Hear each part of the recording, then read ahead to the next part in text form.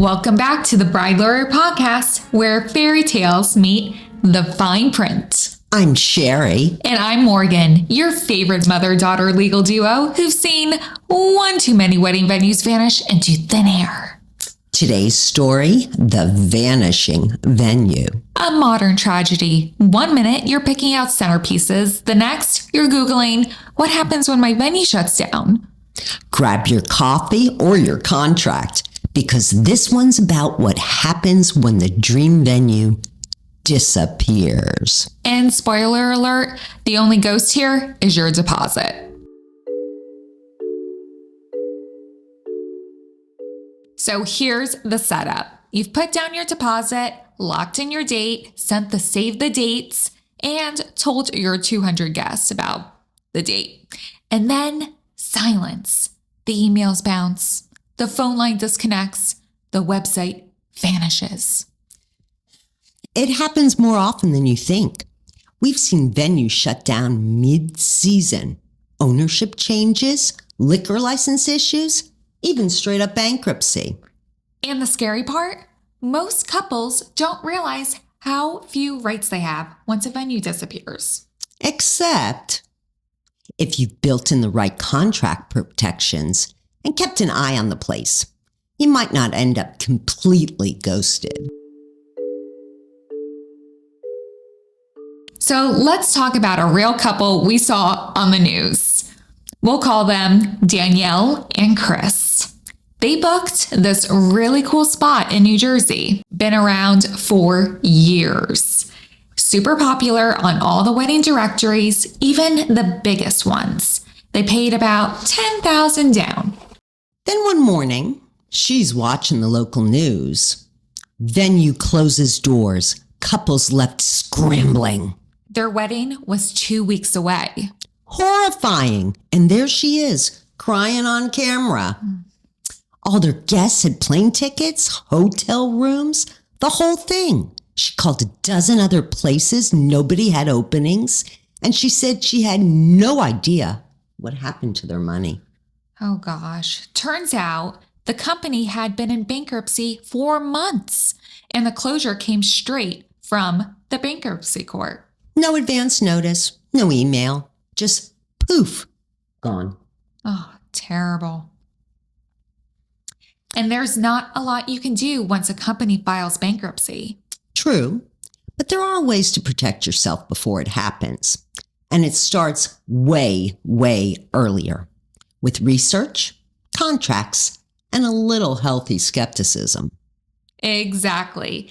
Think of it like checking out that guy on the dating app before you're the one getting invested and ghosted. Smart.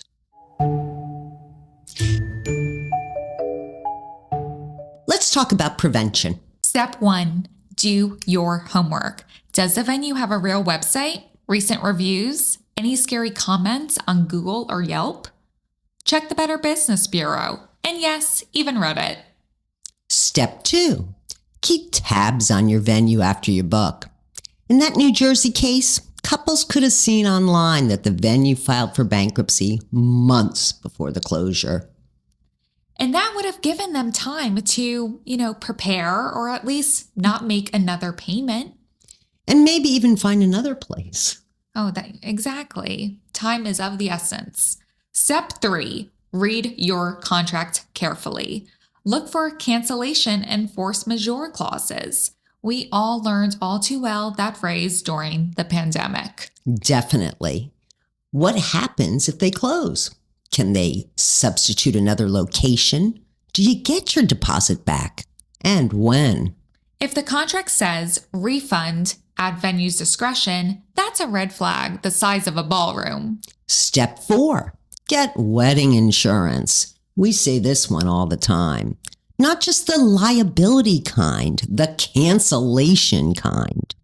If a vendor or venue goes under, that policy can literally save you thousands. And pay by credit card, not Venmo, not cash. Credit cards give you your dispute protection.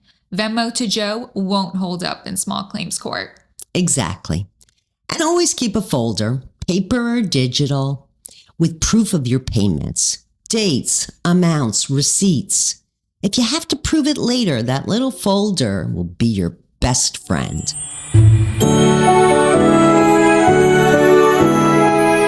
Okay, let's say the worst happens. Your venue closes suddenly.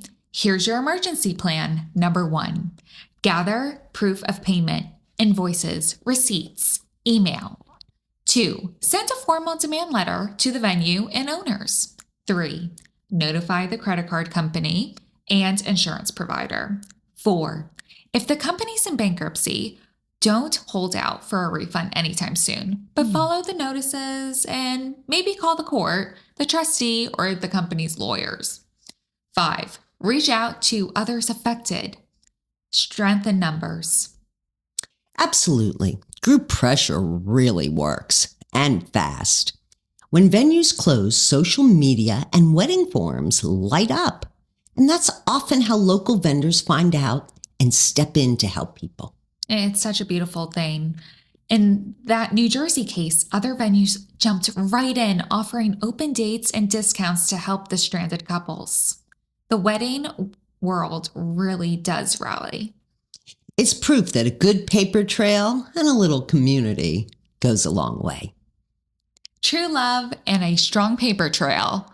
Unstoppable combo.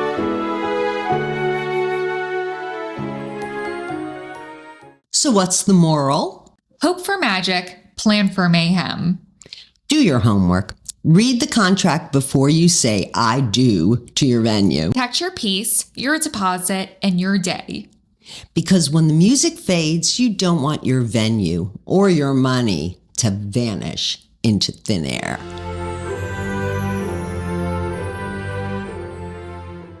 Thanks for listening to the BrideLawyer Podcast. Next week, Sleeping Beauty and the prenup panic. Because some fairy tales start with once upon a time and others start with this agreement is made between. Either way, we'll help you wake up on the right side of the law and of love.